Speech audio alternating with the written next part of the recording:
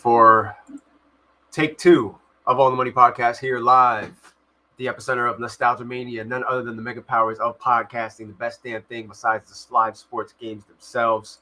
Here, bringing it to you the only way we know how, the best to do it, unmatched, Still doing uncensored. Still happening? Yeah, don't know why, but So we're We're here. not going to be able to see. So I mean, I'll be just I'll go into the live and see the comments off of my phone. That's all. We got the watch along. We're gonna make it happen. We've got the watch along for baseball action right now. We're gonna talk a little bit of football. We're gonna talk a little bit of NBA action. Of course, you know that it is the eve of the NBA Finals. You've got the Mavericks. You've got the Celtics. Oh look, Chris. Excuse me. All right, I can deal with that. Let's go. Let's go, baby. The Yankees are killing it right now, just like we have been against the Minnesota Twins for the last decade and a half. I mean, if there's any team or fan base or sports fan that hates us, it's got to be the Minnesota Twins. It just has to be. So if you're tuning in right now, grab yourself a cold beer, sit back, relax. We're going to go all over the map. We're going to talk about some of the things that we have lined up. We're going to talk about what you guys want to talk about. Whatever you bring up could potentially become the topic of the show for a while. So hit us with some good shit. Any questions that you guys may have, anything you might want to discuss. Sandlot Baseball Association is already representing in the house. Kingpin's Dynasty. Shout out to the crew. Shout out to the guys. The baseball group chat on fire as always as we get into the nitty gritty, man. 4 RBIs. What, for Judge? Yep. Thank you, Judge. The lead Bryce Bomber of the Bryce's Bombers is Aaron freaking Judge. Well, for a time, it wasn't. Oh, now. It was. Hey. It was rough. I almost sold them. There was a couple of times I almost sold them. It's the ebbs and flows of baseball, and it's the same for fantasy baseball. The good, the bad, the ugly. Right now, it's really, really good. Players of the month this past month, Bryce Harper and Aaron Judge. The amount of production that Aaron Judge has gotten in the last month kind of made up for what he wasn't doing, because he was pissing me off too early in the season. It was not pretty. Luckily, we're still winning baseball games. Now, with him producing, we're winning even more, and I'm noticing that it's just very, very hard for starting pitchers to figure out how they want to pitch to us, because when you get to the murderer's row of our lineup, you see, like, it's clear he's not trying to pitch to all these guys. One of those guys is getting walked, whether it's Soto, whether it's Judge, whether it's Stanton, because you just really can't, like, you'll give that guy the base and you try to just get yourself out of the jams. We've been putting pitchers in jams early on. This Paddock character that was starting tonight, we lit him up the last time we played the Twins. It was no different tonight. It feels good. You've got action going on between Baltimore and Toronto right now. Tampa Bay against Florida in some interleague Florida action. And the Dodgers losing to the Pittsburgh Pirates, one of the bigger head-scratching teams in sports. Like, of course, I'm happy my team's doing good. He's happy his team's doing good. I guess no matter what fan of what team you are, we kind of all expected the Dodgers to look better than what they look like right now. And, it's more understandable with the Braves, losing Strider and losing Acuna, losing the identity of your baseball team. But for the Dodgers, for the most part, everybody's still there. So it's just a little puzzling. Judge just hit a 3. Yeah. Yeah. He was about to be sold. People. Juan Soto was about to be sold in the Sandlot Baseball Association. So he's the turnaround. It was for Matt. Yeah, he really is. I was looking at the standings for Sandlot Baseball Association, and I said it in the chat earlier. I was like, Matt, you're 2 good weeks away from being right back in the mix. You go out and dominate somebody. Did he throw his meatball? He was going to do it, Chris. He can't help himself, bro. He can't help himself. They're filing in. What's up, They're filing in. What up, Matt? Sandlot Baseball Association representing and is in the house. What is going on, guys? Rodon doing what he does, throwing the meatball down the middle. That might have been – was that the first hit for the Twins in this game? Oh, you better call some. I'm getting jumped now. What up, Magoo? Yankees fans are in the house right now. Andrew, where are you hiding at, Andrew? Where is my Phillies brethren? He only shows up when the numbers favor you guys.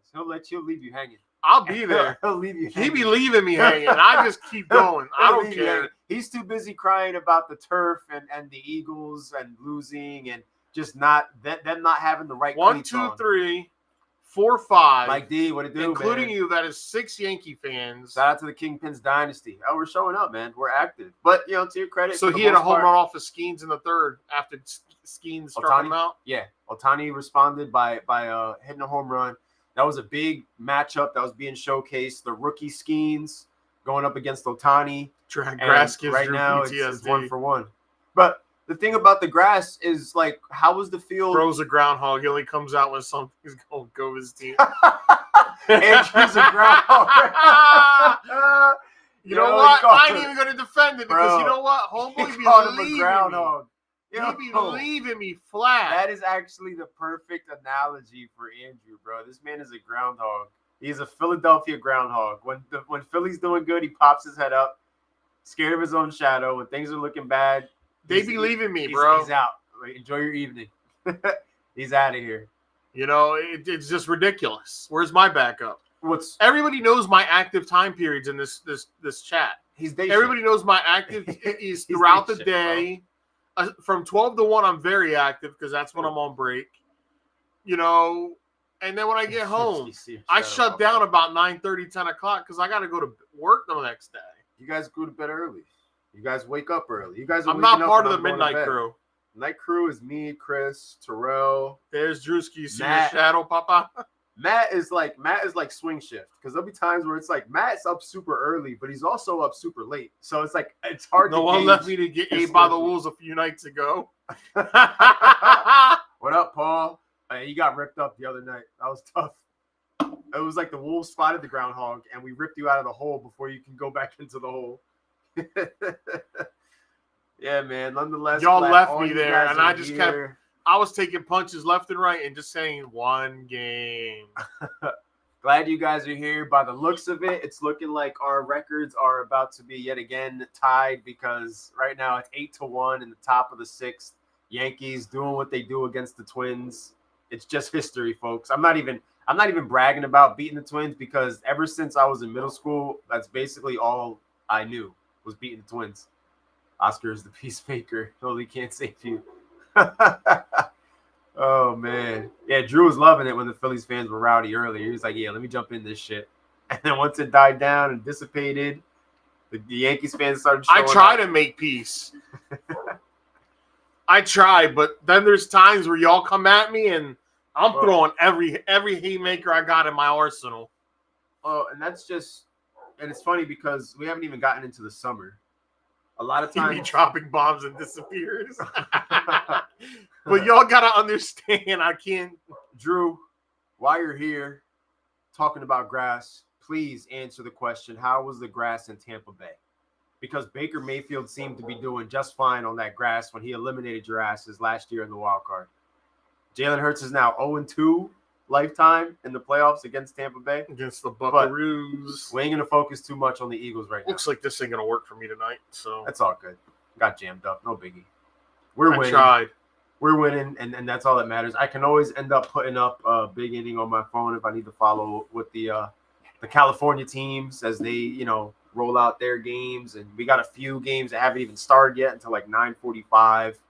It's baseball time in the Forum. It's baseball season right now.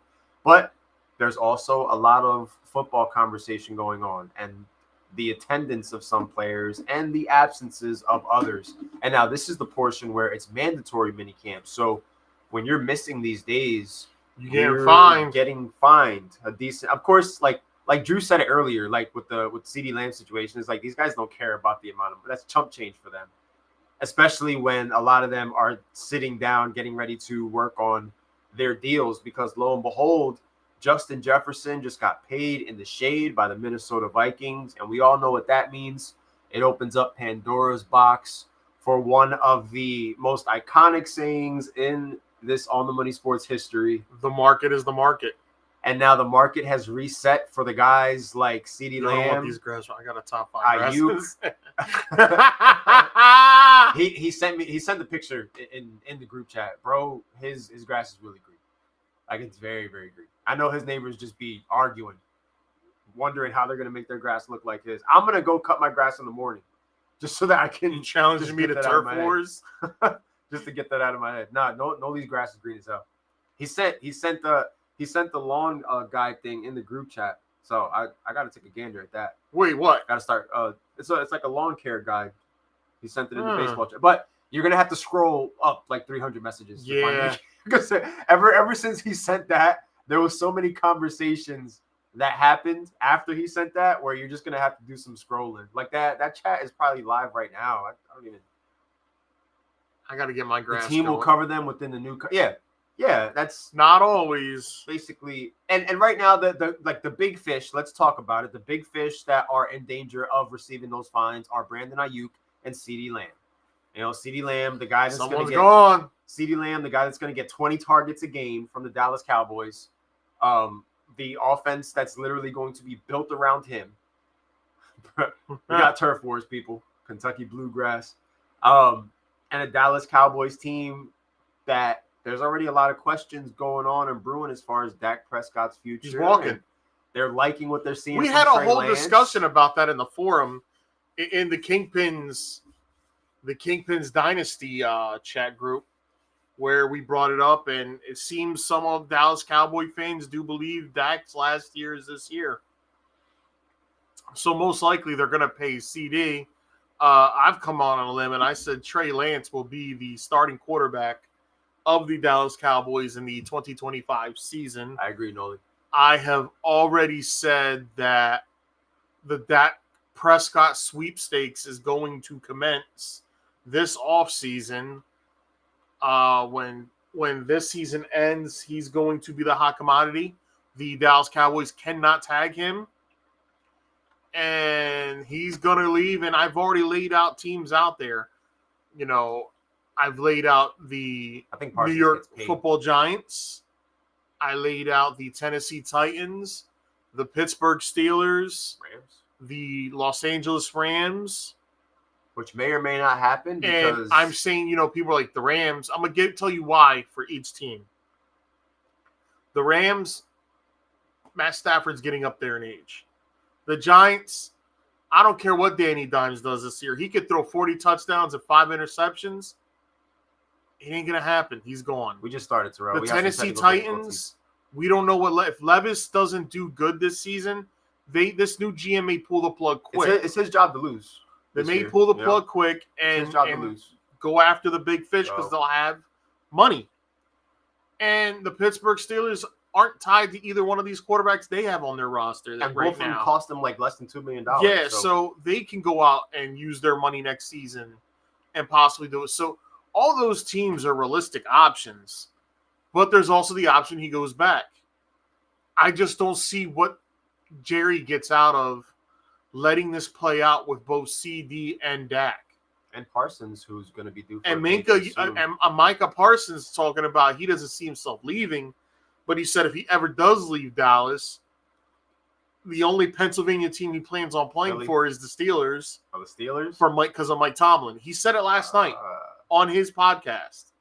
So that was making the waves. Well, Terrell is going to be upset about that because his take on it, surprise, surprise, is that Parsons is going to be an Eagle. He already said he does not want to play for them. No? He said the only Pennsylvania team, and I quote, would be for the Steelers because I respect Mike Tomlin. Terrell be on sleep mode sometimes. Yeah, I don't think he reads every message. Stop it, Terrell. He was capping. And you know what's interesting about this? I don't think it's the best thing, Noli. It's going to cost you even more.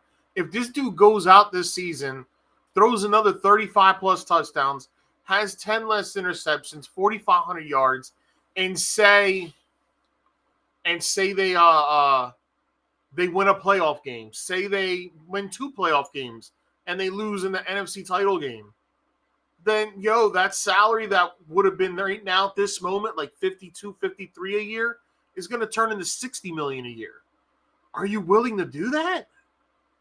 The interesting thing to me about the Cowboys rumor and innuendo with Dak is that Cowboys fans believe he's gone.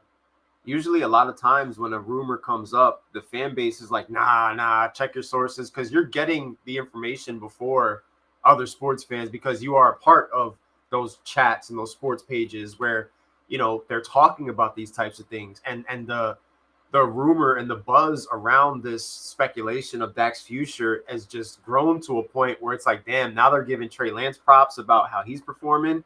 Like, there's going to be life after Dak, and it might come sooner than later. But okay. Here we go. We got the comments are flowing. I don't mean to cut you. Jerry has a gambler's mentality. He likes to play unnecessary games of players. It's like he gets a kick out of it. I'm not Dak's biggest fan, but I wouldn't mind him in New York. Better than Danny. That is coming from Rob. Honesty. I love the honesty on the podcast because there's some Giants fans. And you're right, Noe. Either way, he's getting 60, but right now you could avoid that 60 and give him at least maybe 55 a year. It's $5 million more in your pocket for the other guys. Just lowball him. Do you think he plays hardball though? I don't know. Maybe he wants out. The rumor and innuendo's been there for a while now. Remember, his brothers keep talking all that trash. Well, his one brother, because, sadly, he lost his other brother. Yeah. Maybe the Vikings could be in play because, is J.J. McCarthy the guy? We know that he is better than Danny for sure. Earlier, we had this conversation, and when we were talking about this the other day, Mikey and Matt were not having it at all. Now you want to hear a bomb of a bomb? You don't play for money, so I guess we'll find out soon. Another area Giants fan is on board with Dak Prescott becoming a New York Football Giant. Alexi? Yes. Oh, man. So, the numbers are dwindling as far as the pro Danny Dimes camp. You guys, it's okay to switch over. The bet with Matt still stands, but you guys can be honest with yourselves and admit that Danny Dimes is drizzling shits and there's not going to be any improvements made. There's nothing to build off of. There's nothing to improve. It's 5 years of work already? 5 years of him being the starter, correct? Yeah. That's a career for a lot of guys. He got the job halfway when Eli got hurt or something? No, he sat behind Eli. Yeah, but then he took over because Eli got hurt, and then they just kept Danny as the quarterback. What a ride it's been. The ball is in Dak's court. He's in a win-win situation. Oh, yeah. I want to see players get money. I think the Vikings is an interesting name drop. Alexi is ticking me off. So it's all the De Jesus's? None of them want Dak. It's a family thing. Chris, what do you want? Do you want Dak or do you want more Danny? I don't think you've officially given an answer yet. We got Rob's answer. I already know what Mikey, Matt, and Magoo are thinking. I now know what Alexi's thinking, which is interesting to me. I don't think he ever minded Dak though. He kind of defended. Giants say he still needs more time. Dog, it's been 5 years. You can't keep giving you more time. What the heck? You can't keep asking for more time because that's their answer for everything. And I tried to be nice. This was not even me. I tried to avoid this conversation. When you guys when the Giants are mentioned in the group chat, I try to leave the conversation, but you drag my Titans into it and you just force my hand. And now we are where we are right now. You're on the clock, Giants and Giants fans. Danny Dimes got to show me something this year. I don't want to hear we need more time. The reality is you reached for a subpar quarterback in the draft, and it's been 5 years of him and one playoff win to show for it. I've seen enough of Danny, honestly. Even if he produces this year, he's not consistent. Giants will win games because of the defense. Giants defense is going to be good. Oh, Matt with the 12-5 drop. The hottest take of the year so far. I did try to be nice, bro. I tried to not. I kept saying I have no opinion on the Giants.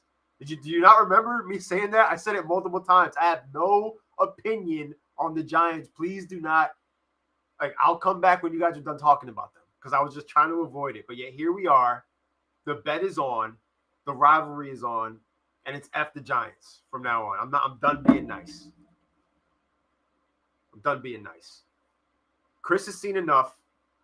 But the fact of the matter is you're still paying the guy. He's got what? $92 million guaranteed? No, they're not. I'm on record saying that the Dallas Cowboys are going to win the NFC East this year, but that's my take on the subject. You have been on that, and I think Dallas wins the division this year. I think the Eagles could do just enough to get the wild card, but I wouldn't be surprised if the Eagles take a step back. Commanders going to finish with a better record, yes. Why am I writing this Bro, down? You blasted on them like a month ago. Yeah, but the only reason I blasted on them was because one of y'all probably triggered me. I'm not going to just blast the team for no reason. I don't work that way. So here's the list. I'm going to go down 1, 2, 3, Settle 4, down 5, throughout. 6, 7, 8, 9, 10. I'm going to go down with the top 10 wide receivers and their contracts. I'm going to go from 10 down. A little look at the market. Yeah. For the wide receivers. 10, I'm going to go from number 10 down. I don't remember that, Mike. Jaden Daniels over Daniel Jones. Bro. DK Metcalf, $72 million total value, $24 a year. Nico Collins, 72.7, $24.2 a year. Devontae Smith, $75 million, $25 a year. He has a horrible agent. Yeah. Cooper Kupp, $80 million. His agent did him 26.7. Devontae Adams, $140 million, $28 a year. Jalen Waddle, 84.7, 28.5. That's where Smith should have been.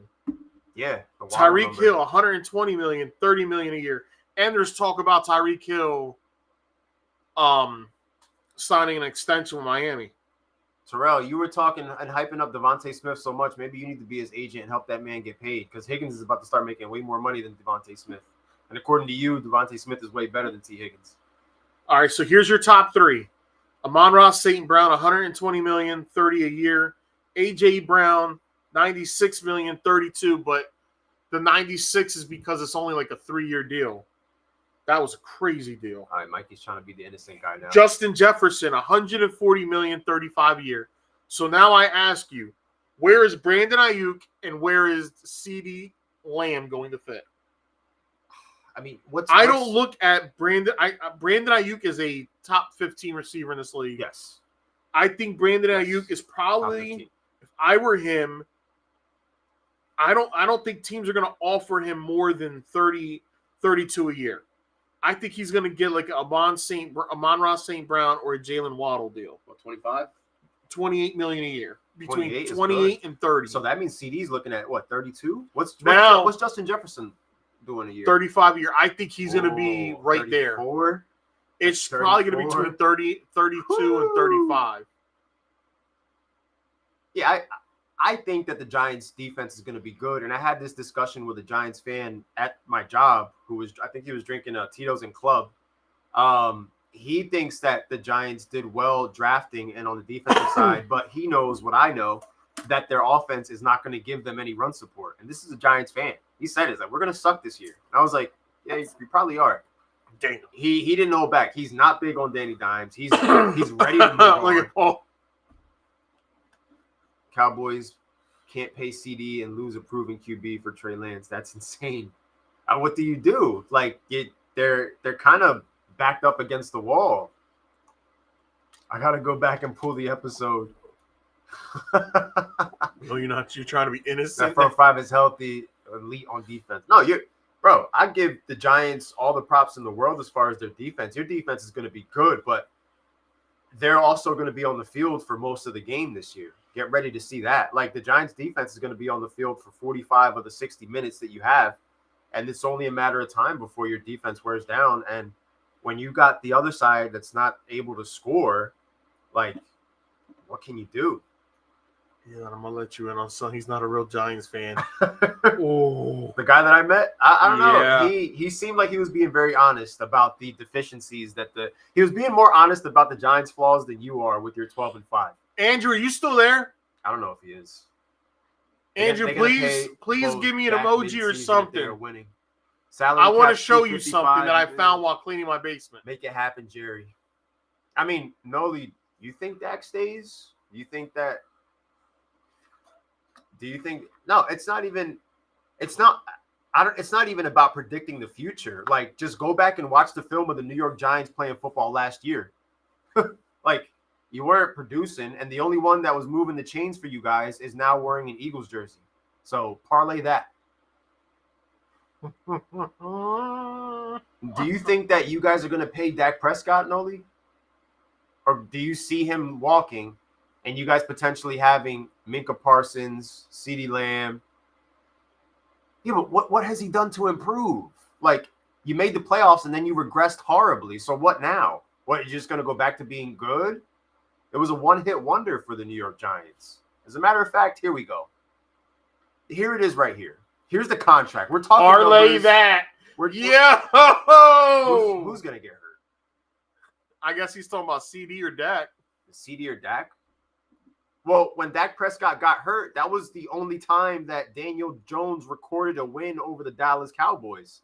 Because currently, Daniel Jones' record against the Dallas Cowboys is 1-7. That's the drizzling shits. You guys are 2-3 with Daniel Jones, 2-3 against the Philadelphia Eagles. A little bit better, still not a winning record. Overall, against the NFC East, Daniel Jones' record is 8-11-1. Less than mid. This is a guy that has a contract of 4 years, $160 million with a $36 million signing bonus and $92 million guaranteed.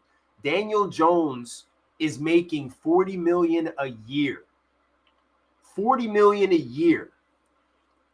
Oh, and his career numbers are, for 5 years, this is a 5-year span, the numbers that I'm about to drop on your heads. 12,512 passing yards, 62 touchdown passes, 40 interceptions, and 24 lost fumbles in his career. So we're talking about an average of 12. As I'm holding my ears. We're talking about an average of 12.4 touchdowns per season. That's his average. That's the guy that you're betting on in our bet of Levis versus Danny Dimes. You're betting on the guy that's averaging 12 touchdowns a year to surpass Will Levis, who currently has a better offense, actual wide receiver ones, and we're actually going to give our defense the run support they need. Singletary can get the job done with Neighbors as the wide receiver one. Wandale will get separation, and we'll have a good year. That's my take. I mean, even your wide receivers are good, but your quarterback's not. Like, even if your wide receivers show growth and improvement, like what growth and improvement has Danny Dimes showed? He's in CBS Sports, he's ranked 32 out of 32 starting quarterbacks. Guess where Will Levis is? 22nd. And he's only started 8 games. And I think, he's got 8 touchdowns and 4 interceptions are his numbers so far. But we're not giving him $40 million a year to go out there and not be able to compete in the division. 1-7 against the Cowboys ain't going to cut it. He's saying comeback player of the year. Rough. He's saying Daniel Jones will be the comeback player of the year for the NFL this year. Daniel Jones? That's what Matt's saying. So you need to you're going to give a guy who's been in the league 5 years and never went anywhere. Now he's going to be the comeback player of the year? It's not even based off of injury? Just come back from what? You've been here the whole time and you stunk up the joint. The Giants reached for Daniel Jones when they could have gotten him later on in the draft. Nobody else wanted him. The market for Daniel Jones is what the Giants paid him, and that's it, because nobody else is going to give him that money. You could have tagged him. You could have tagged him, and you could have kept the actual offensive piece, which is Saquon Barkley, but no. And now you have what you have. You have a guy that's giving you an average of 12 touchdowns a year, and you're paying him $40 million a year. So get your calculator out and make sense of that for me. Because guess what? The Giants ain't even winning 5 games this year. Book that. Write that down. This guy's talking about 12-5. I'm saying 5-12. Woo! Yeah, I mean, FCBS, but what rank would you give Danny Dimes? Is Danny Dimes a top 15 quarterback? Honestly, ask yourself. Like, be honest. Just be honest. Comeback player. He's not comeback player of the year, bro. Stop it. He's not winning comeback player of the year. He doesn't do enough on the field to win comeback player of the year. You can't go 1-9 against the Cowboys. You can't go 1-3 against the Eagles and Cowboys combined and be the comeback player of the year. There's a comment for you. Eagles win in the NFC East. Commanders get a wild card.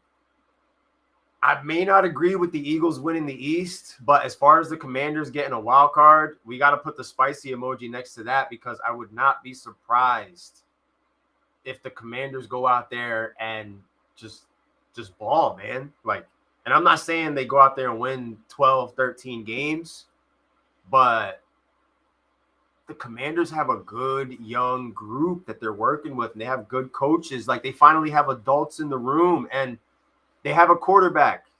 They drafted, in my opinion, Jaden is the best quarterback option out of the rookie class for this year.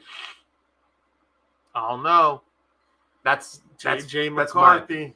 JJ is in an awesome situation. Yeah, that's the best thing you could say. He's for in him. a Brock Purdy-like situation. He's linked to the best wide receiver, but I think that overall, with all the tools and everything, and I think like when all is said and done, Jaden Daniels rookies in this group, and I think that he keeps his job, which is more than we can say for McCarthy. McCarthy got drafted because it was like the Vikings needed to get a guy, but you got Sam Darnold over there, like, you know. No, Justin Jefferson got paid. Apologize for what? Apologize for 12 touchdowns a season? Cut me a break, bro. Danny Dimes needs to apologize for the Giants fans and fan base because some of you out there still believe that this guy's the guy. It's been 5 years. $40 million a year for a guy that can't even crack the top 20? You're messing up the market. That's what you're doing.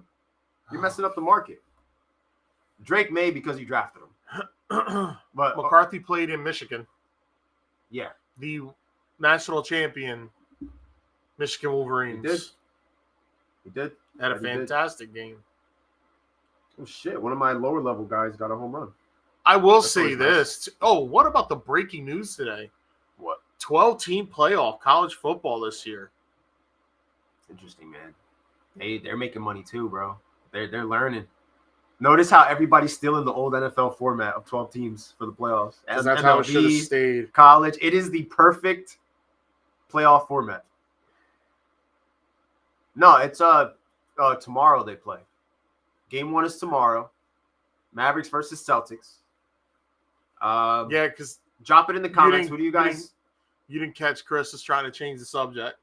Yeah, I know he was, but the other Giants fans need to learn, bro. We'll move on, but not until they take their medicine and eat their vegetables. Danny Dimes is the drizzling shits, and I'm going to remind you of it each and every Sunday when he's out there tripping over his own 2 feet. They got 5 years, 24 lost fumbles. That's an average of 5 lost fumbles a season. 40 interceptions. 8 interceptions a year. Clean it up, dog. Do better. Boston in 7. About the college football real quick. Here it is. Here's the article from ESPN. The first year of the 12-team college football playoff will kick off with a first-round game on December 20th and conclude with the title game 1 month later in Atlanta. Was announced earlier today. The 4 first-round playoff games will be December 20th and 21st. ABC and ESPN will televise games on Friday and Saturday night with an 8 p.m. kickoff, while TNT will have the December 21st afternoon games at 12 and 4. The afternoon games will go up against a pair of NFL games, however. Ooh. Houston and Kansas City at 1 and Baltimore and Pittsburgh at 4:30. That's ballsy, bro. Yeah. That's ballsy. I think it will be fine for the NFL and college football to coexist on that date, Mike Mulvill, Fox president for Insights and Analytics, said. I think both events will rate just fine. The 4 first-round games, which will be played on college campuses, will be announced on December 8th. TNT has a pair of games through a sub-license with ESPN. ESPN's $7.8 billion deal with college football was announced back in March. The top 4 conference championships will receive first-round byes. The quarterfinals will begin on December 31st with the Fiesta Bowl at 7:30. The New Year's Day will kick off with Peach Bowl at 1, followed by the Rose Bowl at its traditional 5 p.m. spot and the Sugar Bowl at 8:45. The semifinals are the Orange Bowl on January 9th and Cotton Bowl on January 10th. Both have 7:30 start times before the championship game takes place January 20th in Atlanta. That's big.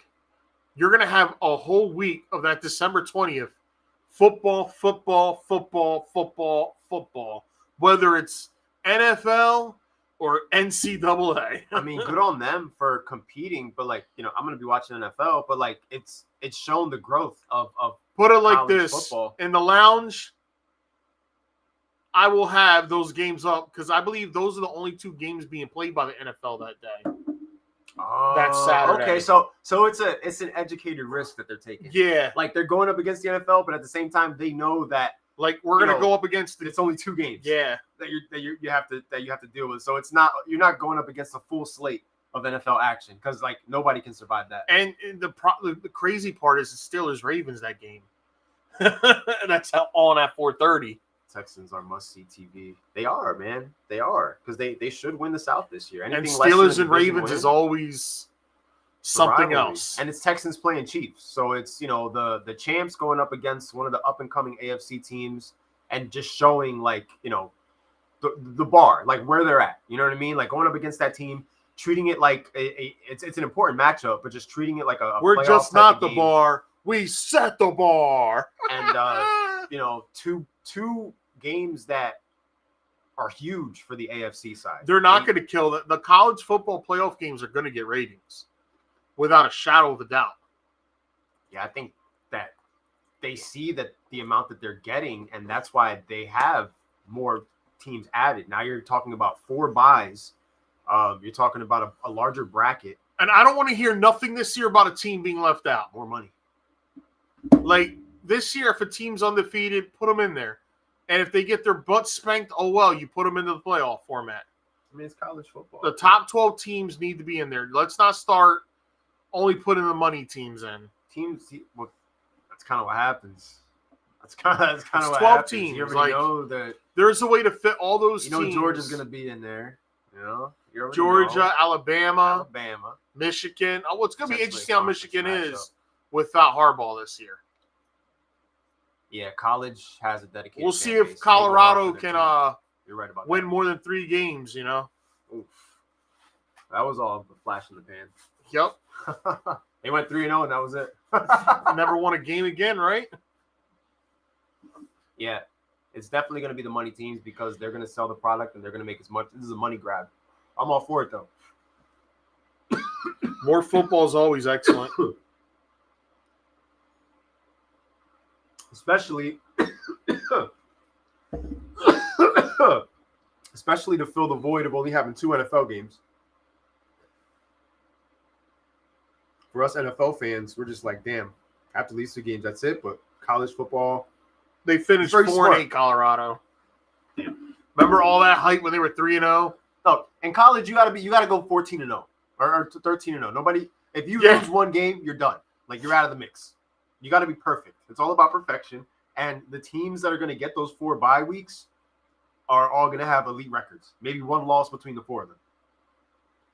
But that's cool. I like there's certain tidbits there that I didn't really know about, and I think it's going to be interesting. Like just seeing how it plays out. Like, can Michigan get back to prominence now with a whole new look, or is how's Alabama going to look without Saban?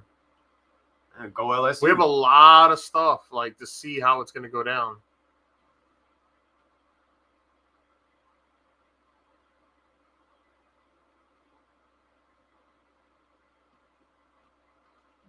Group chat here. College football is jaded like boxing. If you lose, it's over. Yeah. Can't afford to. And then you lose on opening week, you're done for the year. That's it. Some teams don't know how to act. You're done.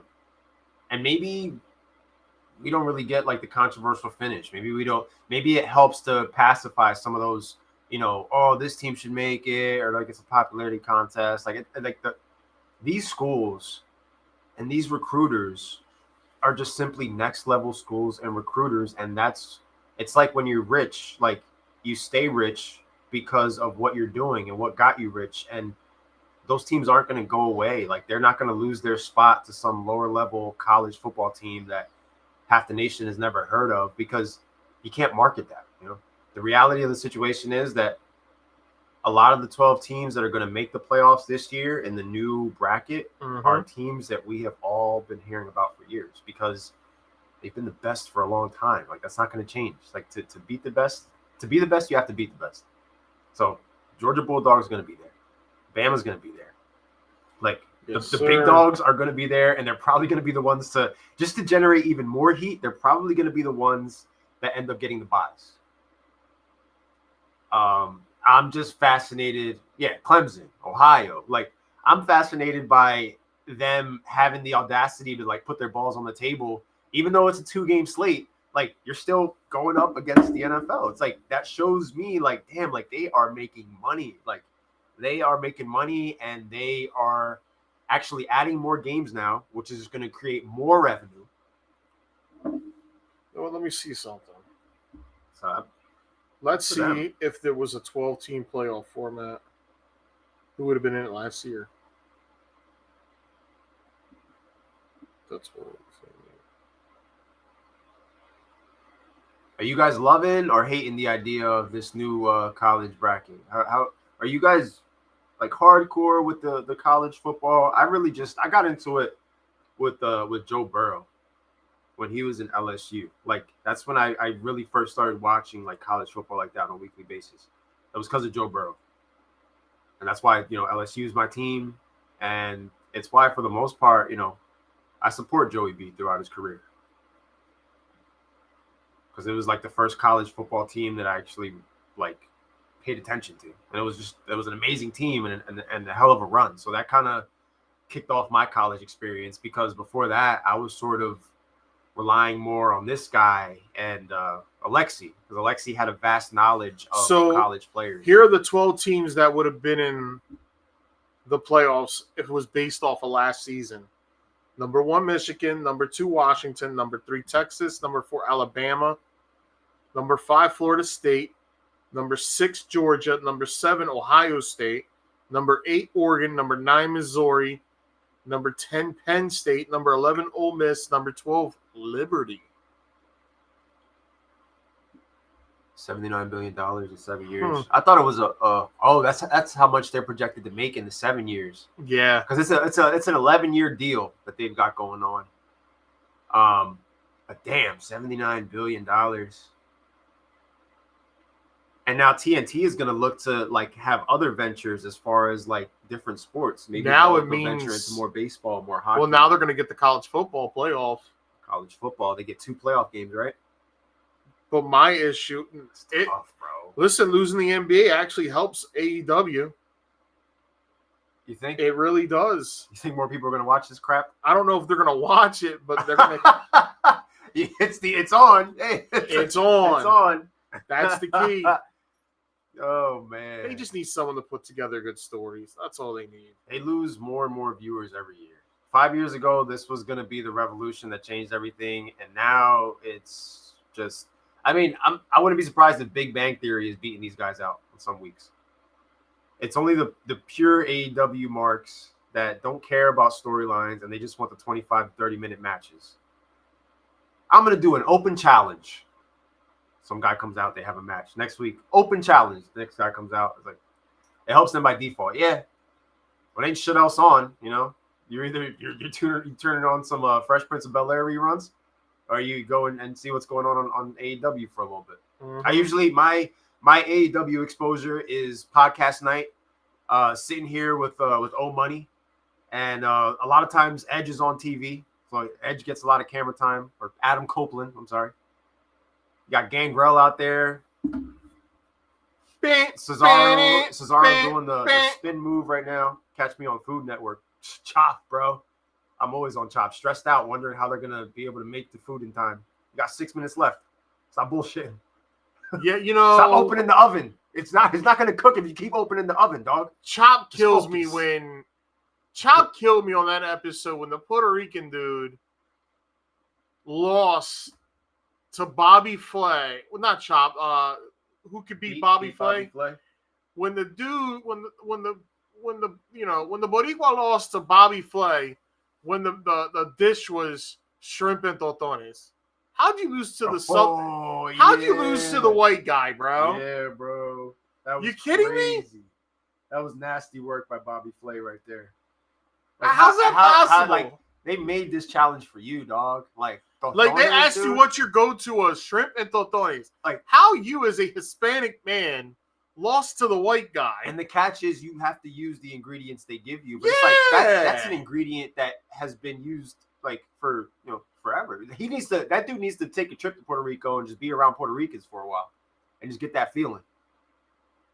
Like, just get that feeling. And the whole time I watched that. The whole time Bob played the Tostones must be crazy. I'm like, what are you doing? That happened. Edge man. knows how to make a storyline. Probably the only one there that can. And they probably let him handle his own creative writing. It's probably too much of a hassle to try to figure something out for everybody. So he just focuses on making his shit good. And it's just like, just figure it out. That shit killed me when he lost that. I was done. Yeah, that's when I realized who booked this shit. That's fucking brutal.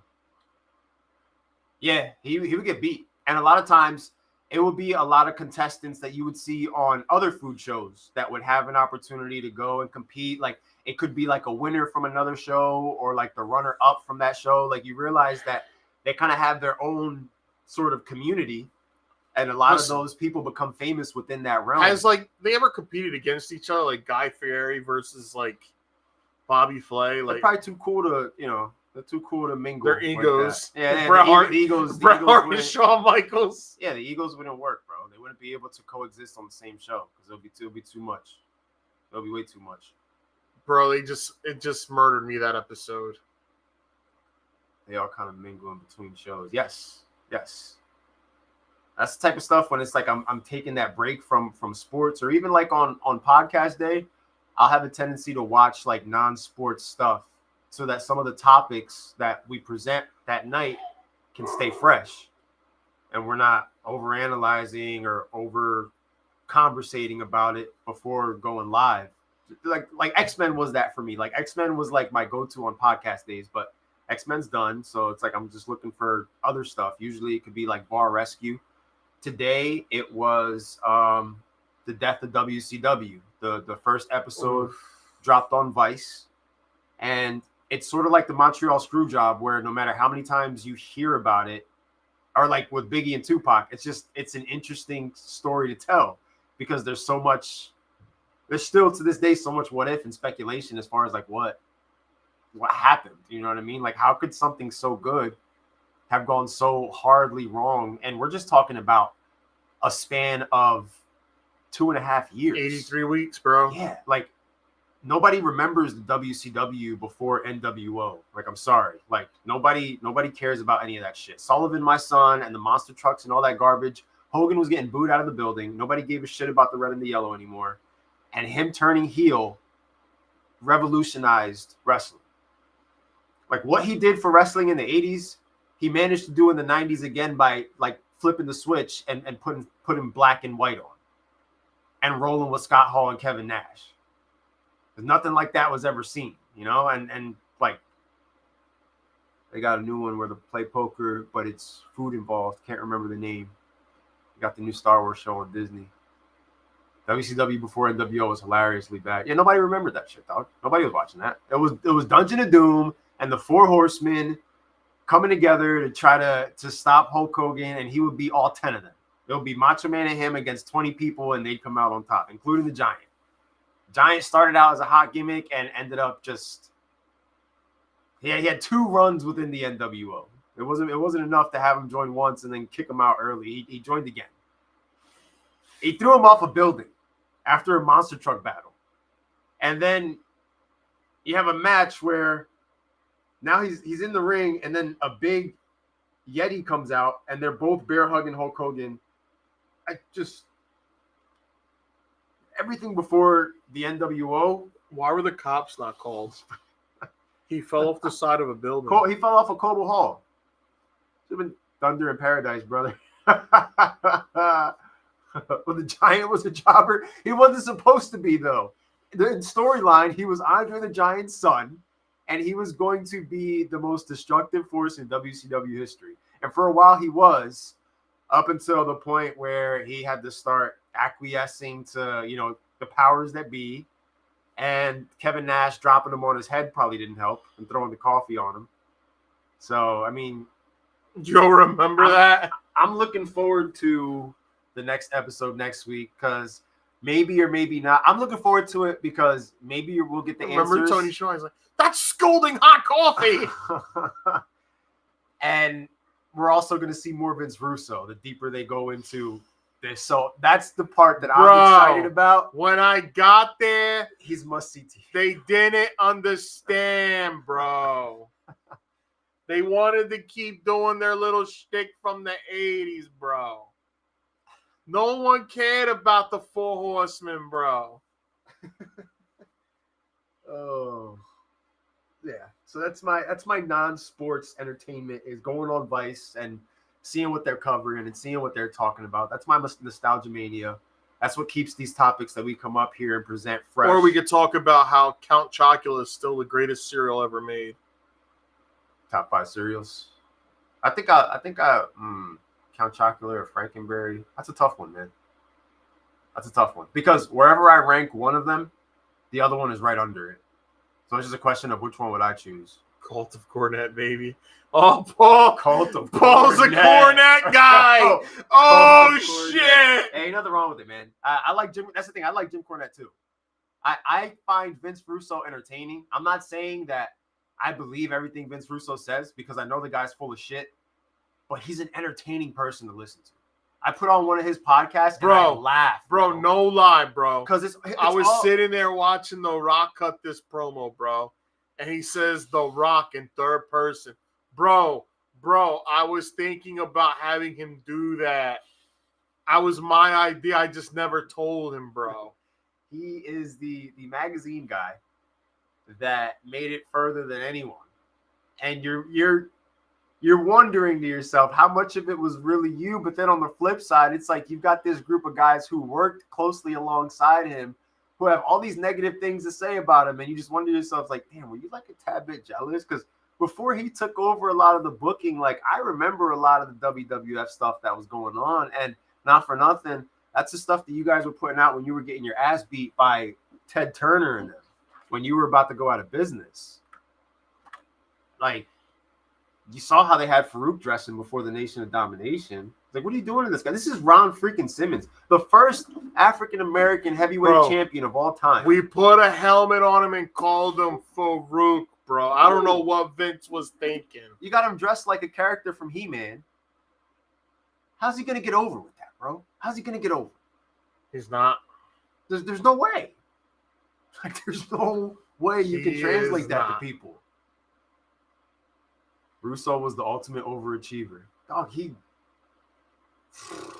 Vince gave him the book, bro. Like, Vince gave that man the book.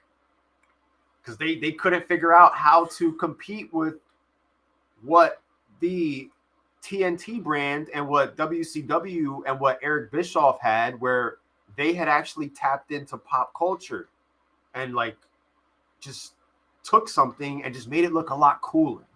Because, for years, like, you know what it is, man. Like wrestling can be very cheesy at times, and they took it and they made it. I didn't get to see it, but I heard he made Vince like terrible. He talked about it's great to have a new person in charge that cares about birthdays and holidays and letting your talent, have time with their family. I was like, oof. Yeah, because Triple H missed out on a lot of that shit, but Triple H put that time in for it. Like, He knew what it was all for at the end of the day. Like, I'm gonna sacrifice and make sure my boys can have this. Triple H was out there putting on some of the best matches of the night during the worst era of arguably the WWF, bro. 1995 was rough. The booking, all of it was just, man, like, it was really, really bad. I remember the WWF magazine. And there was a section where Triple H was teaching Mantar. Yes, Mantar. Proper food etiquette. Mantar? He wore the big thing over his head? That they made fun of him because he couldn't even get into the ring? Yeah, man. Brutal. He said he went to Vince and asked for less shows when he was 35 because of his back. And Vince is like, nope, sorry, I need you. And it's crazy because think of all the injuries that Randy had to deal with in his career. Like, he might have just needed more time off and wasn't getting it. And wouldn't have needed to get his back fused. Yeah.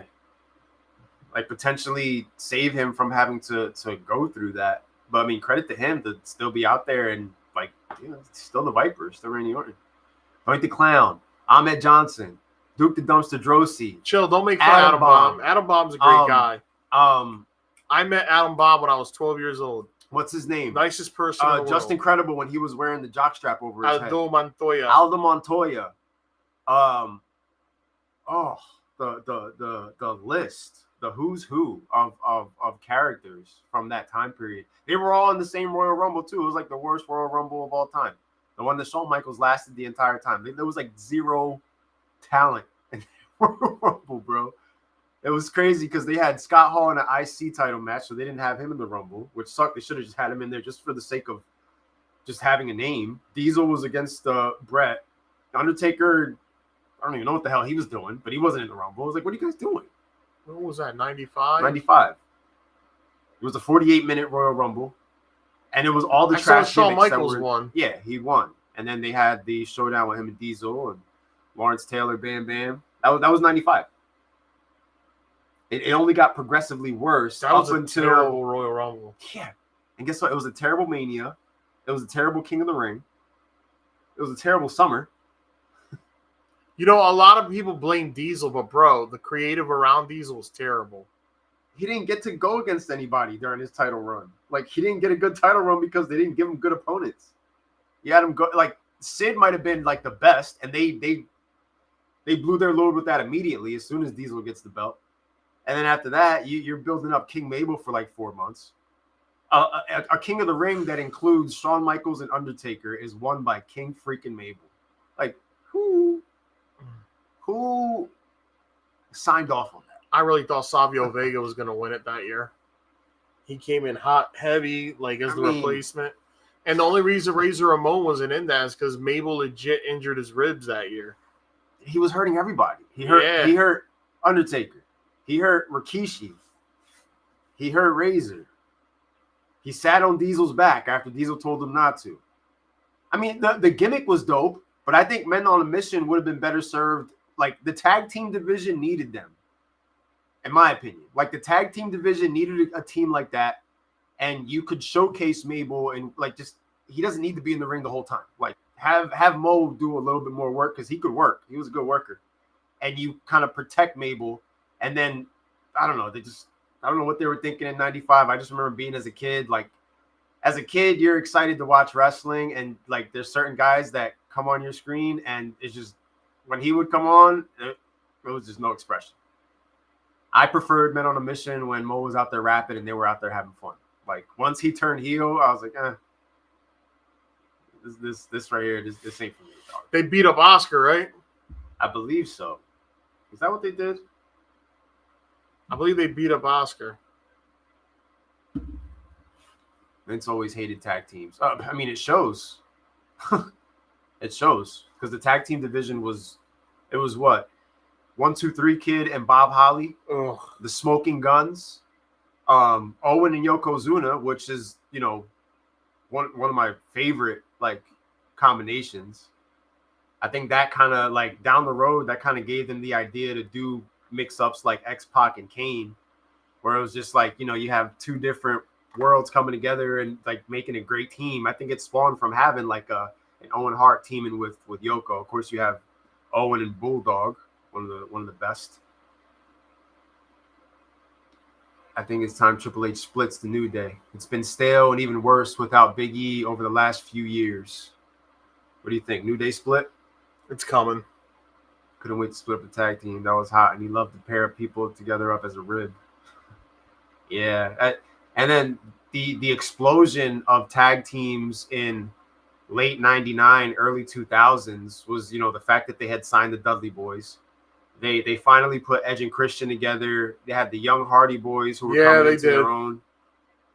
That was their heel turn. You had the Outlaws who had came back together. So, like, in late 99, early 2000s, like, the tag team division was, like, hotter than it's ever been under Vince McMahon.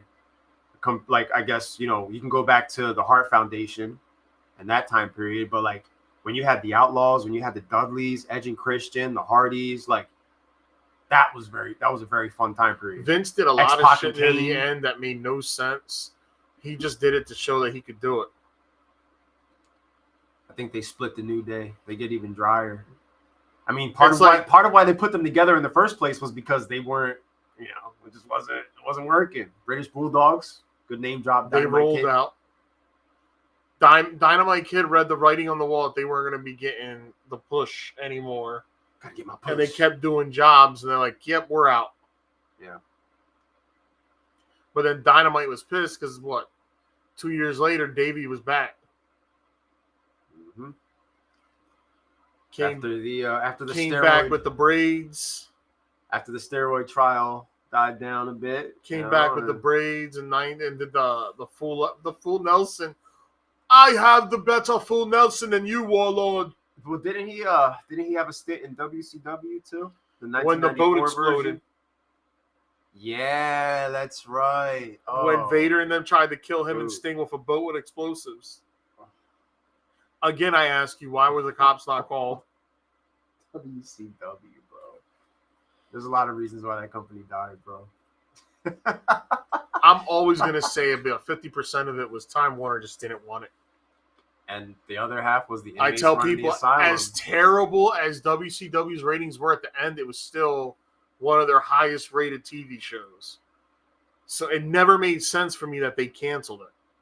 The inmates running the asylum. The finger poke of doom was just one of the on-camera incidents that showed you like, oh shit. And then it just so happens that they choose to do the finger poke of doom on the night that Mankind for the first time wins the world championship on the other. That should have never been done. You choose to do the craziest. The finger poke of doom was stupid.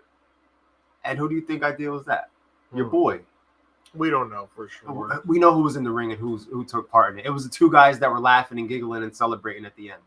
And they chose to reunite the NWO and start that whole thing all over again. And this was after the 83 weeks. Yo, but that was hot, though, when they did that. Tearing down the Titantron to replace it with NWO stuff. That was early on. That was the hot, beginning. Bro. That was when Rick Rude was doing all that.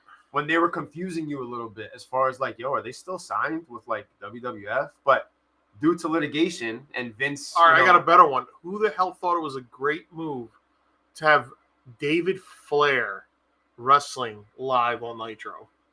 That happened shortly after the Pink Finger Poke of Doom. He was already in the mix, I think, when he was already getting, Rick coming in with his son. Go watch the clip that's been circulating again.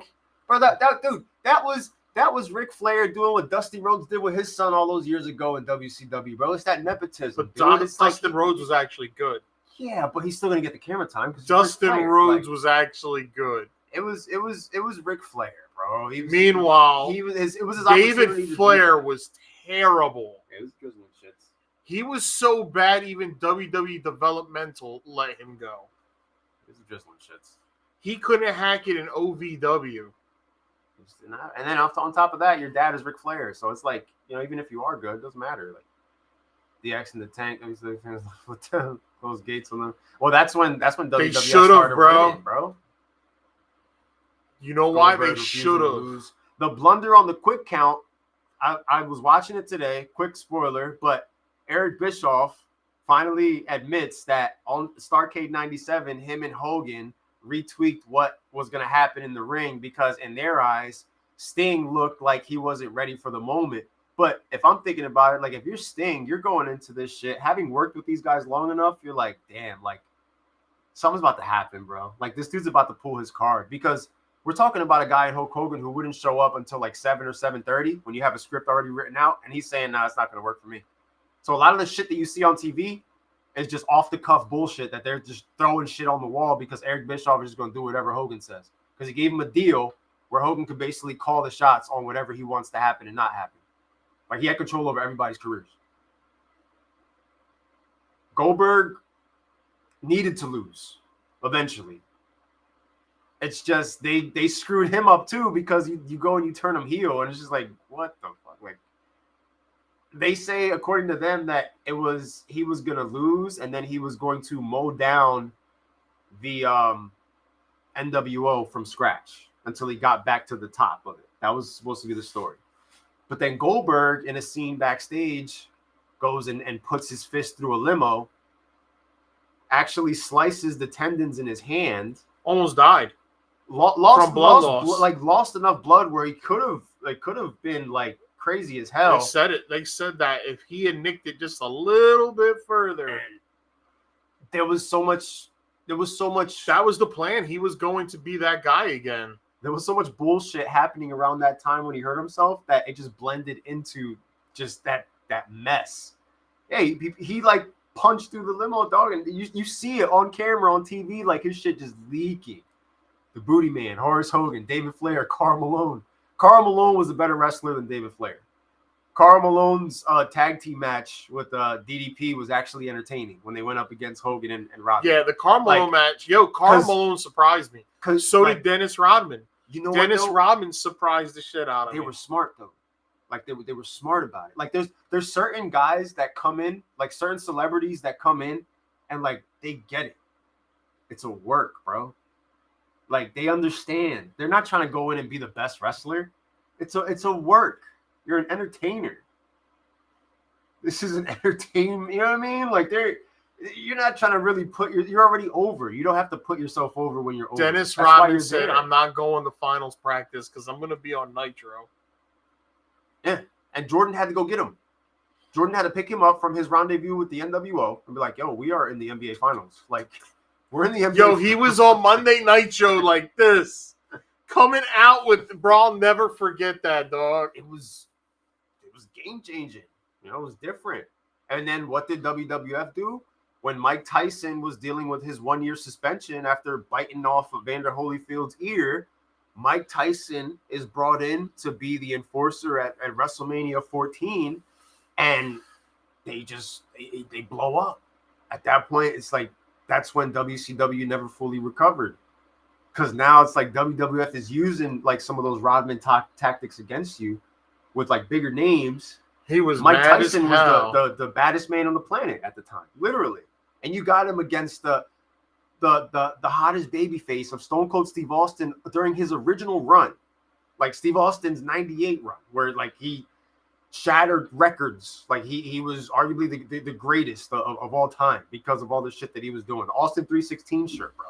Like putting that together at that time was crazy. David Arquette, the WCW championship. Yeah, that was. Yeah. Judy Bagwell on a pole match. What else did they do? Taking Ric Flair to the desert and burying him. The Filthy Animals. The Filthy Animals riding in on lawnmowers. Remember that? The West Texas Rednecks. With them Steve Austin. It was stunning. Steve Austin. Master P versus the Rednecks, where Master P and his group were coming into the ring and like going over on these guys. You got to get that to be on the side so that we can. Oh yeah, you can see it clear there. We can use that later on though as a nice prop picture. That's where he was. Put it in the queue. He said, "Yeah, I don't care about practice today, guys." Steve Austin had golden locks, but yes, he did. Rodman Steve Austin. Rodman just fed into his heel persona that he had already created before even meeting the NWO. He was already, he had that reputation within the NBA because of how he played and how he acted in his interviews. So him going into the NBA, and now later on in life, because of the dance, Malone and Rodman staged that whole thing to get more eyes on Bash at the Beach, bro. They were smart. They were businessmen. And that Bash at the Beach sold. Like, WCW may not have been winning the ratings battle at that time, but in '98, they were still red hot. Oh, yeah. And they were still, their pay-per-views were still the selling. Downfall was '99. Yeah. Because you're putting the finger poke of doom. The Millionaires Club versus the New Blood, that storyline wasn't good. Could have been a good idea. It could have been good. Like, when they took all the titles and rebrand, like that was stupid. If you want to put the belts on people that you want to build it around, then have them beat somebody. Don't have them when the tournaments and all that were just dumb. It's the reset of the rebooking. Yeah, that was stupid. And you're working for a company that doesn't even want you on TV at that point. So they already see that you're dying. They see that you're losing to the big company, and they're just like, it's only a matter of time. Just let the wrestlers run it. Let them call the shots. Screw it. Nash, you want to be the never booker? wanted wrestling. Nash, you want to be the booker? Here you go, kid. Like, Eric Bischoff was really trying to save this I love shit. when Nash said, yeah, I was booked to beat Goldberg. He goes, if I was really booking myself over, you think I would have lost because of a finger poke? Well, he wasn't going to be able to, like, Hogan was going to squash whatever he had. Like, whatever it was, because of creative control. The NWO should only been 5 to 6 members max. But with Kevin Nash and Scott Hall, once X-Pac got fired from WCW They quit in caring. '98, they just stopped giving a shit. They were just like, all right, you know what? I see what this is. Like, we're not going to be able to beat the powers that be, but we're going to make a lot of money here. We're also not going to give you our intellectual property anymore. We're not giving you ideas. Like, figure it out. Yep. That's basically what it became. It's just a very petty sequence of events. We really didn't yet. How do you see the series playing out for NBA Finals Game 1 tomorrow? Got Celtics versus Mavs. I got Celtics in 7. Celtics in 7. I want to say Celtics in 5, but it's really like on them to like close this out. I think that I just think Boston's the better overall team.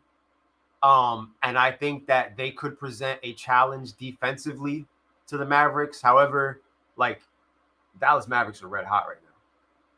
So it's like, can they be that team that just defies the odds? And it wouldn't be a good look if Luka ended up getting a ring before Jason Tatum, because Boston Celtics and Tatum and Brown, they've been at this since before Luka even came into the league.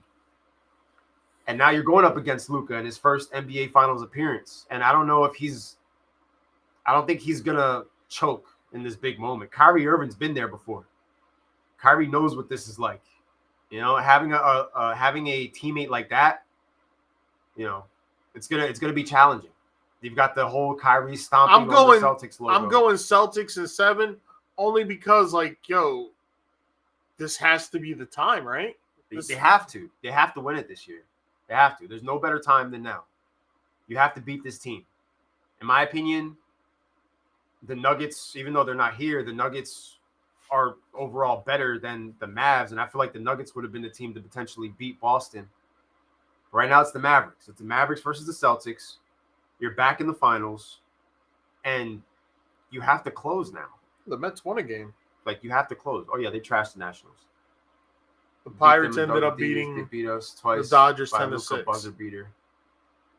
Oh, he's predicting each and every game now.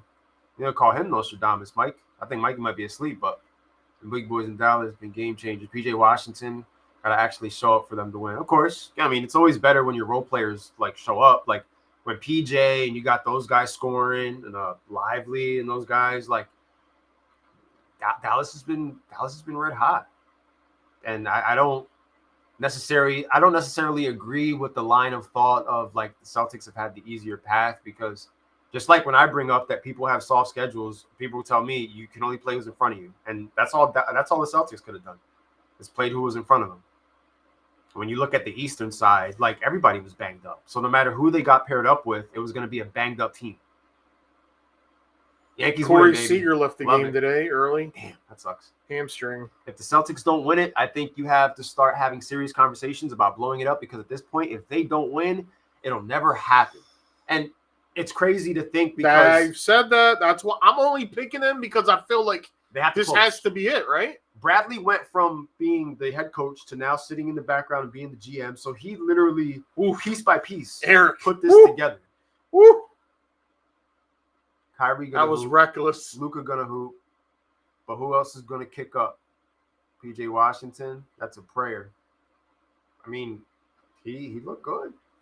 You know, like if Luka is setting these guys up for shots, like, yeah, I mean, you've got your team winning in 6. So it's not like you have your team trashing these guys completely. Like, you know yourself, it's going to be a competitive matchup, and Luka is going to be out there being Luka.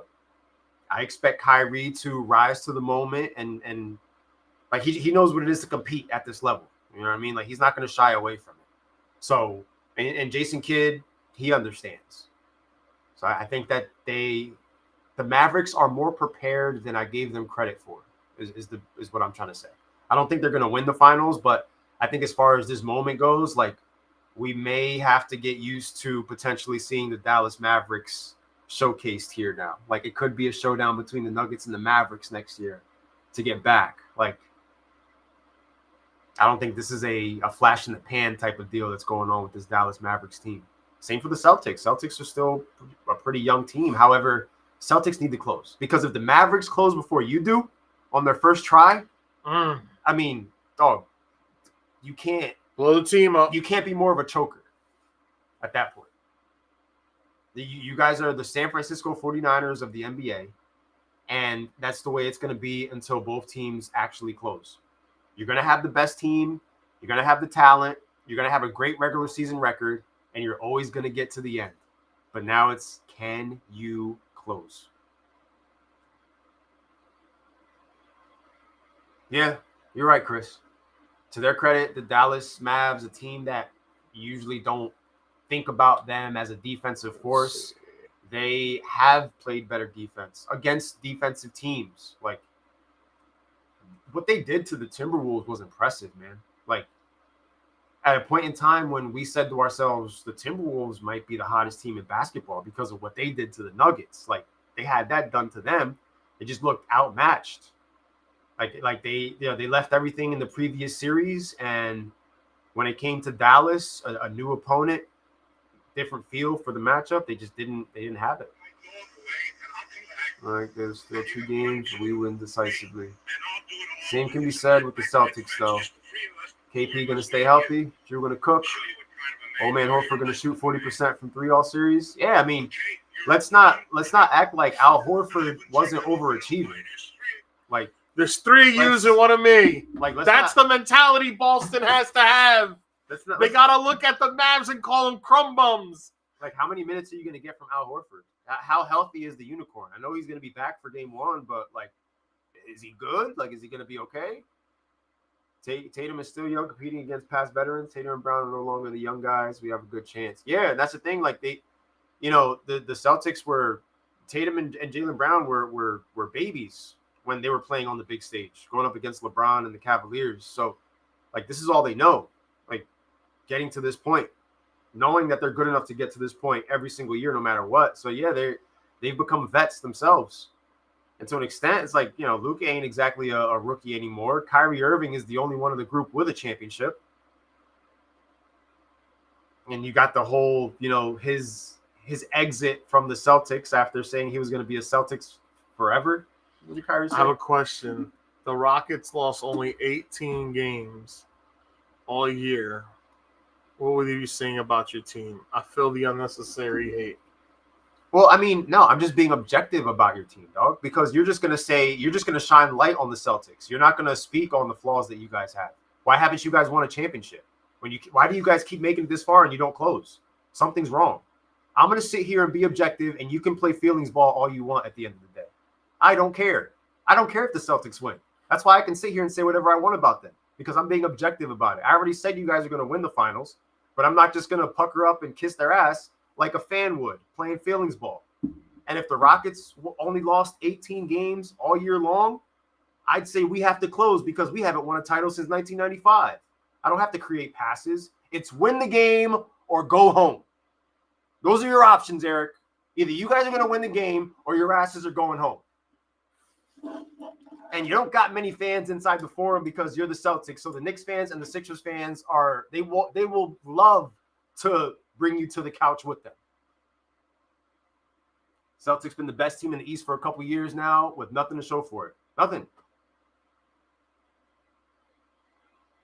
Now I'm saying if your team only lost 18 games, well, like at the point in time when we won 65 games, now I'm going back to 2018, we won 65 games that year or whatever, 65, 66, and we were being touted as favorites to win the finals. But the media was also talking about the reality of James Harden in big moments and what happens to him in big moments. So the media was giving us both sides. They were true. saying this could be the team to finally topple the Golden State Warriors. Like, I was there for it. It wasn't that long ago that my team was good, so I remember all this stuff. They were saying we could do it. We were beating the Warriors during the regular season, and then the playoffs came. James Harden, the real James Harden, showed up. And so you have the pundits that were lightly betting on us to potentially do it, and then all the people that knew what James Harden was going to do when it mattered most. So, like, that's what the media was saying about the Rockets at the point in time when we were only losing that many games. It was the James Harden. We had a coach spending situation. time creeping around his wife. Among them, Brad became it's hard to establish dominance while consistent coaching. I mean, you were consistently winning, even through all that. My whole thing is you're getting to the dance. You made it to the dance. You had enough gas in the tank to get to the dance, and then you can't close the deal on the girl you want to dance with. Could have stayed home for all that. The Celtics have to get the girl this time around, is what I'm saying. It's last call. They're playing the slow songs. You know what that is? The slow songs, that's your opportunity to get up close with your crush and dance nice and slow. Hopefully, depending on how things play out, you get lucky. You got to close. The Celtics need to close. There's no more, at least we can get here. You're past that point. Eric said it. You're not a young basketball team. This isn't your first shot. This isn't the first time the Celtics have been in the Final Four or the finals in like 10 years. Old boy cheating on Nia Long is still wild in my eyes. They had to get him out of that situation. You had to get him out of that situation. Hey, he got the Rockets to 41-41 this year.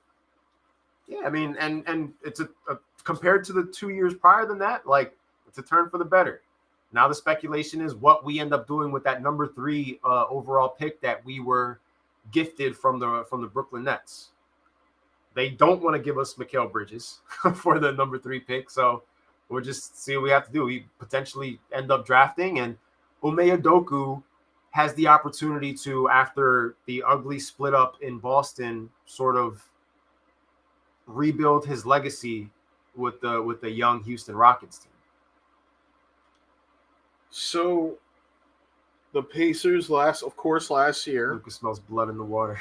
They lost the conference finals to the Heat. Then they lost the NBA finals a year prior. They were eliminated in the first round the year prior to that. They lost the conference finals to the Heat in the bubble. They lost the semifinals the year prior to the Bucks. They lost their conference finals to the Cavs 2 years in a row. They don't even, in this era too, it's like you don't even have to go back-to-back championships. Like, the Celtics just need to win one to solidify everything. Win one championship and you solidify everything. The years of hard work and just, falling short, not being able to get over the hump, you'd be able to hang the 18th banner for Boston. Would this season be a success if they lose to the Mavs? Overall, no, because you can't close. You can't call this a success when you know that your team is always good enough to get to this point, but you have no trophy in the trophy case to show for it. It would not be a success. It's championship or bust. There's no second place trophy for this shit. If Luka Doncic and the Dallas Mavericks, and he is able to get a championship before the Boston Celtics were to get a championship after continuous opportunities in the last 5 years, that's not going to be a good look for the Boston Celtics. There we go. LeBron, Jimmy Butler, not scrubs. You guys aren't scrubs either, though. Yeah. Like, you lost to all of them.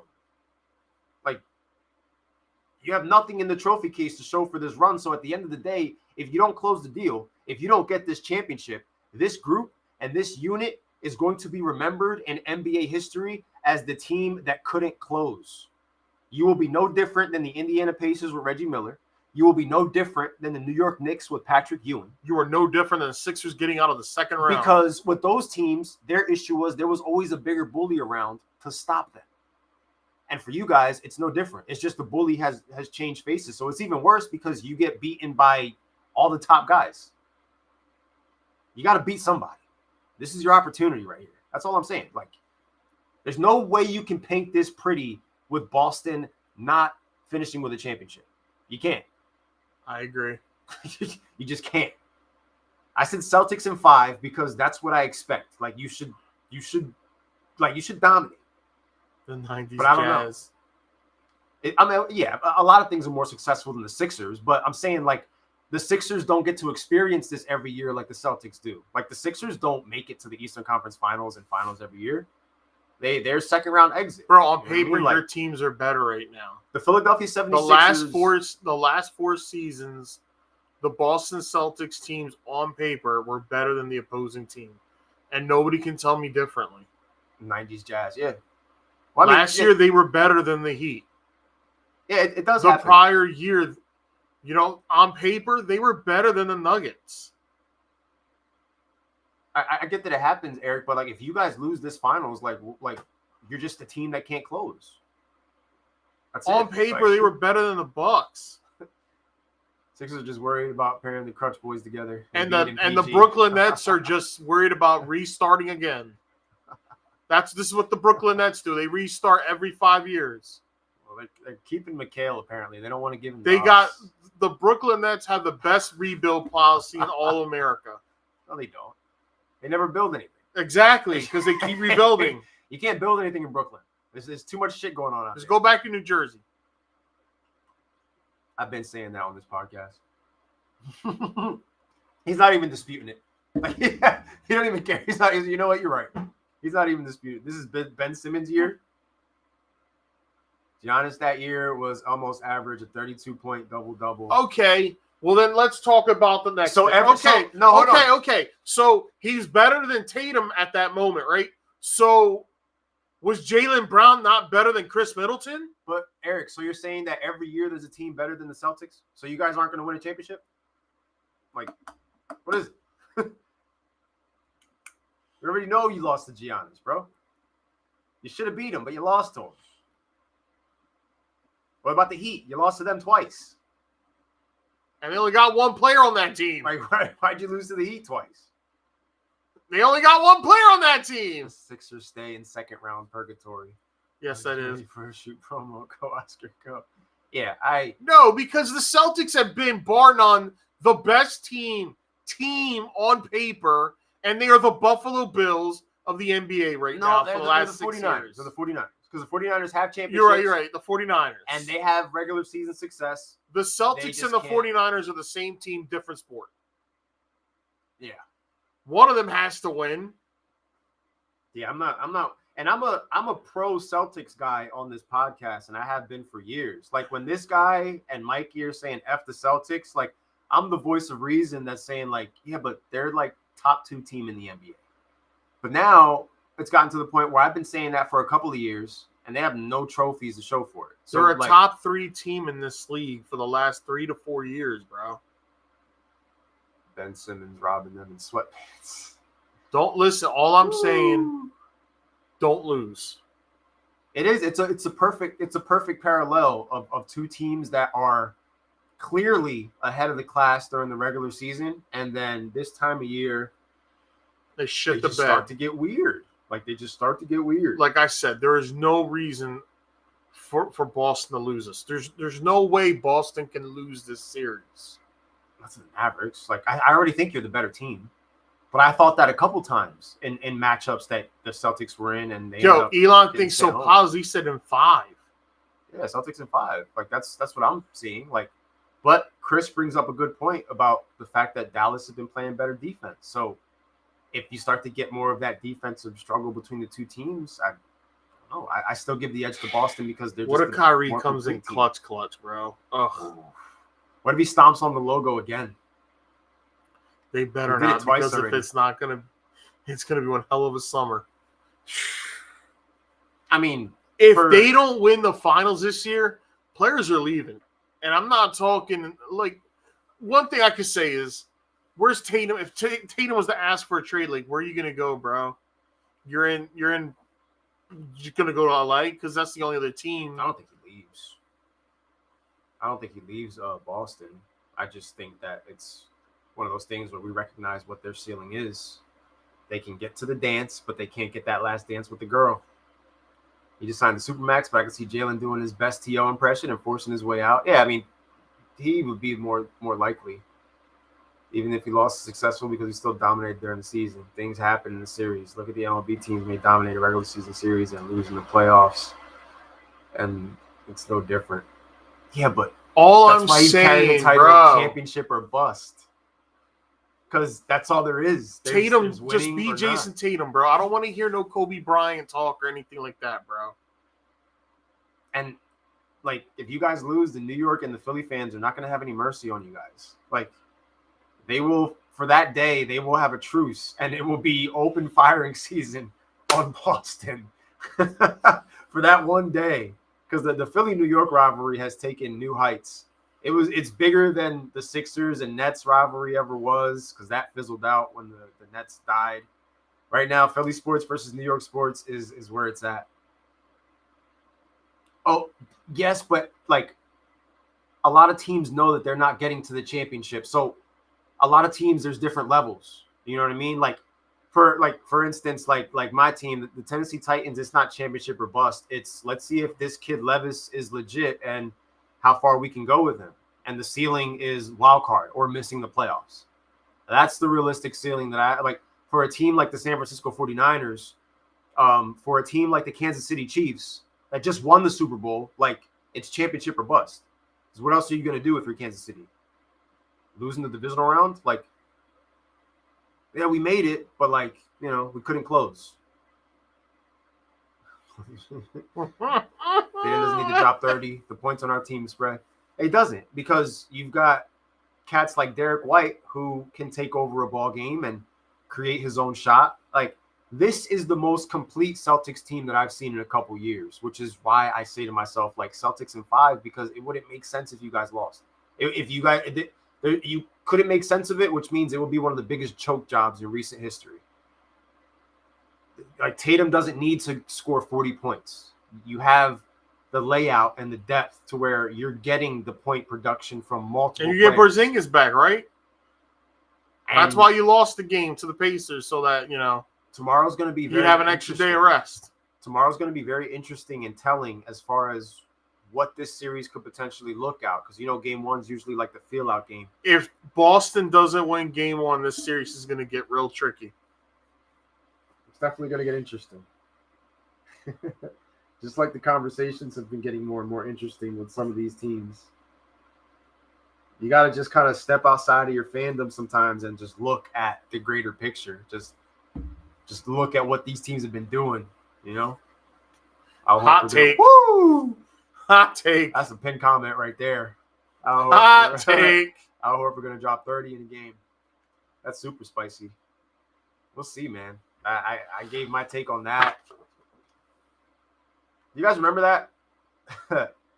It was when the Eagles and the 49ers were going to play, and Eagles fans were talking shit about the Rocky statue. And then the Chiefs did it. And the Chiefs ended up doing it, and this is something that was created a couple years back. For the old heads in the forum, you know. For the originals, y'all know what that is. You see it. Yeah, I mean, it was posted in the forum before, so it's one of those things where, you know, Old Money found it in the lost files here in Nostalgia Mania. I seen it. I couldn't stop laughing. I won't let them live it up. Yeah, the next choke on trades and have to reset, but the Celtics choke in the finals every other year. Oof. Different levels of screwing the pooch. A lot of our teams aren't getting those opportunities right now. And it's like, how many opportunities does a team need before they can close? You know, a lot of teams do it in one shot. Like, you know, teams like Kansas City right now, like Kansas City is the team to beat in the NFL because they're going to be there at the end. Like, to me, it's like the Kansas City at worst is like losing in the AFC Championship, but the AFC Championship sound like is a Cowboys fan fan now with that. We choked. That's cool. 17 banners up. Yeah, but it's been a little bit since you got that last one. It's been a little bit. It's been a little bit of a drought. When you're a team that wins the championships, the droughts are real. Especially, I mean, look at us, man. 14-year drought for the Yankees. We have more banners than any of you guys, but it don't matter because we got to win this year. It's championship or bust for the New York Yankees. There's no There's nowhere to fall. There's no cushion to land on that isn't winning a World Series. That's it. Yeah. I mean, shit. Could have had like 24 championships at this point. 2 maybe in the last 5 years already. Oh, yeah, Paul Pierce is still living off that 1 championship. Kidding me? I mean, they got together because none of them had won one. They got together in Boston for that one magical year. And even that team, to an extent, like, you know, they got the one, which was the goal. But, like, you know, could have won a couple more, right? Could have at least 2. He got there again. He ended up losing to Kobe and them after the team, like, the injuries and everything. But, you know, Ray Allen never won a chip. Kevin Garnett wasn't going to win it in Minnesota. That's true. They put the big 3 together in Boston, and they made it happen there. Dookie Shorts Paul. Oh, man. I'm excited. Like, I'm kind of excited for the finals because it's a matchup that I didn't expect. So it's like a different look. But I'm also excited because it gets us closer to the offseason, and we get to see, like what happens, like what moves are made, who goes where, because I feel like there's going to be a lot of movement this year. LeBron opting for free agency. You know, KD, what's going to happen with him? What's going to happen with the Golden State Warriors? You know, like. Bro, don't bring up LeBron lost the vets. I don't want to hear that shit. LeBron's team had the better overall team. There was no excuse for Bosh, Wade, and LeBron to lose any finals. If anybody's trying to talk about vets, you're just crazy. I don't give LeBron James any passes for all the losses because I'm also of the belief where if in crunch time he would have done his job, that he'd have more championships than he does right now. But unlike this version of the Celtics, LeBron won championships. Like, that's the thing that LeBron did that the Celtics didn't. You know what everybody's passed for with that LeBron loss is? Well, the Mavericks, you know, they swept the Lakers in the Western Conference Final. And who was the better team, the Lakers or the Heat? It's just a different conversation because we're talking about a team. JJ Barea. Bro, JJ Barea is the reason. Like, what? JJ Barea. We are going to put him up there as the reason? As a vet? What? What? Yeah, but that doesn't make you guys losing any better, dog. Like, I don't know what you're trying to justify right now, but I'm just saying championship or bust, bro. Because nobody's going to care if you guys lose again. And like, Chris, you're right. Like, you can't really sleep on the Mavericks because look at what they've done. Like, beating Minnesota was so impressive. Like, it was so impressive the way that they handled them. I didn't see that coming. I thought the Timberwolves were going to bully these guys. But, bro, the Mavericks in Game 1 went out there and they set the tone for what that series was going to look like. And Timberwolves he had him in JJ Barea had the GOAT in shambles. Oh, I mean, when it comes to LeBron James, you're preaching to the choir right now. I don't give LeBron a pass for anything, but he won himself a championship. You know, he closed the deal at least one or 2 times. Tatum's got to close the deal. Got to close, bro. That's it. He's got to close the deal. So you're saying if Tatum loses this year and then loses again next year, that's okay because he lost 8 years in a row and then LeBron lost 8 years in a row? I'm going to sleep good after this chip. Yo, we're predicting you to win. I don't know what you want. Like, I don't know what you want right now, but are you worried that if you don't win that we're just going to go crazy on you? No, he knows that's going to happen. And it's not even going to be from us. There's a lot of people that are waiting to watch the Celtics fall on their faces again. I'm picking them to win, but I'm also just being objective because I'm not a Celtics mark. Like, there's nothing for me to defend when it comes to the Celtics. There's just the proof in the pudding. Chris already said he's going to raise hell. A lot of people are, though. Because now it's the body of work of losing when it matters most and not being able to close. That's all I'm saying, bro. Like, not only am I picking you, I'm doubling down and saying it's like, you need to win this. Yeah, they're giving you hell because you're a Celtics fan, and most of them are probably Philly fans, right? They're Philly, New York. Or they're LeBron fans. You're dealing with it at your job. It's like closer than just the forum because you're dealing with it at the place that you work. And where we are located is a lot of Philly. Back end Dirk, awkward shot Marion, Mighty Mouse Marie. That team was on a mission, dog. They beat the super team. That team was on a mission. The team that that might be one of the best runs though, because before that they beat the young Oklahoma City Thunder with KD and Westbrook.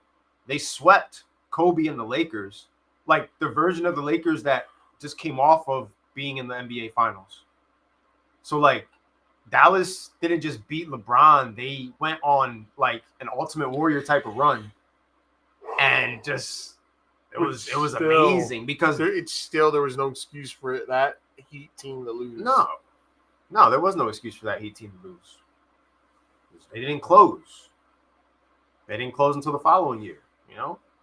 And that's only because it was a hook shot missed by Timmy D that normally he would make 9 times out of 10. Like the following year, they beat a team in OKC that they were supposed to beat in the NBA Finals. Because OKC at first they'd gotten there, you know what I mean? There's the first trip to they got through the West, they got through the gauntlet of the Western Conference, they got past the Spurs, but they weren't the better team than Miami. And you know, Miami proved it by beating them in 5. LeBron closed. That's the point here. That's the word I want you to remember from this podcast and take home with you while you're dreaming about the Celtics' glory is closed. You got to close the deal. Mavs that season pulled an 0-7 Giants. Yeah, it was the same type of a underdog type of run and beating all the top seeds to do it. It was impressive. Definitely impressive. And we're going to see tomorrow. We're going to see what happens tomorrow. Game 1, NBA Finals. Basketball is back. So we're going to have basketball. We're going to have baseball. Active day as far as NFL OTAs. More information as far as who's there and who's not. Hopefully less information on player injuries and guys get through this healthy so that we are able to, you know, have our guys when we need them the most in late August and early September.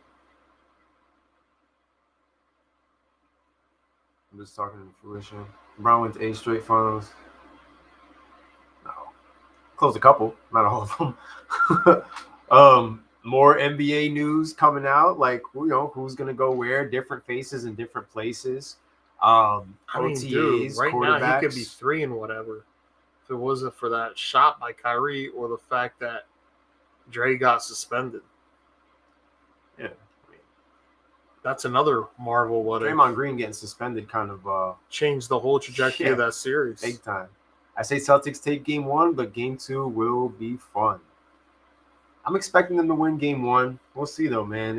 I think they take the first 2. If Dallas takes game 1, I think they probably lose 1 in Dallas. Yeah, you know what? I think 5 is probably right.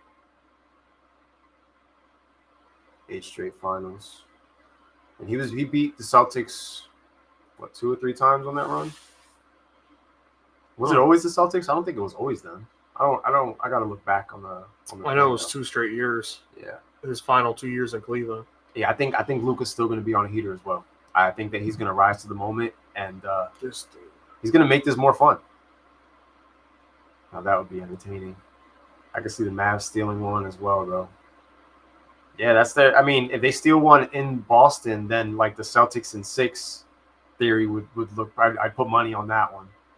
I don't see the Mavericks winning the series, but I see them making it interesting, and that's all we could hope for, man. Because it's a championship. You know, it's one of the 3 major sports championships. It's NBA Finals time, and you're just hoping to see a good matchup. You know, like the first round of the playoffs was pretty good. The Sixers and Knicks was compelling, good storytelling.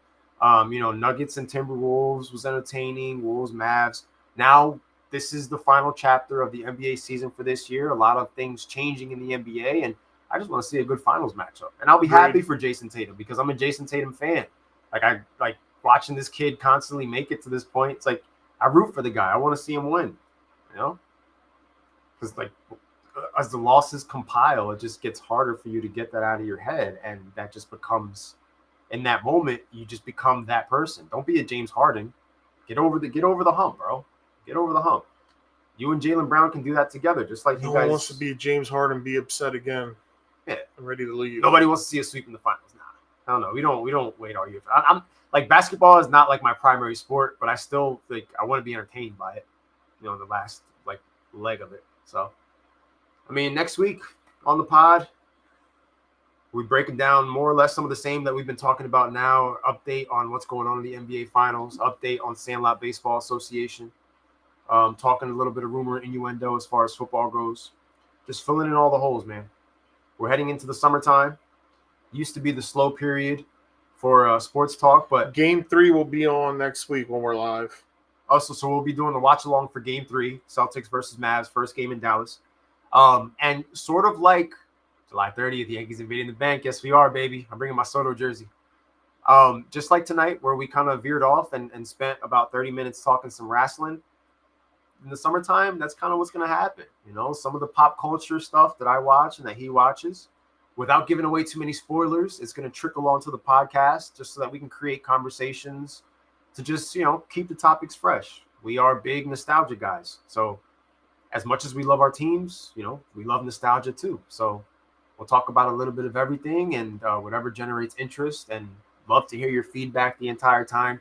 Great feedback, great conversation the entire time. You guys basically took over the show, you know, when it came from, you know, whether it was the, you know, jobbers of 1995 into our NBA Finals preview. Like, the feedback is what makes the show. We can't do this without you guys. Like Mike Green said, bang! Pulling out the Sandman jersey so Philly fans can know what a real closer is. Yeah, they got their setup guys out there just hoping for the best. But Phillies won today. Yankees won today. We have the same exact record. It's a collision course right now for July, honestly. Like, it's being booked as right now. It's going to be the showdown of the season.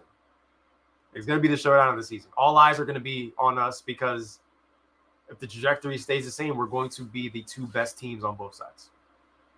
So, and the energy is going to be crazy.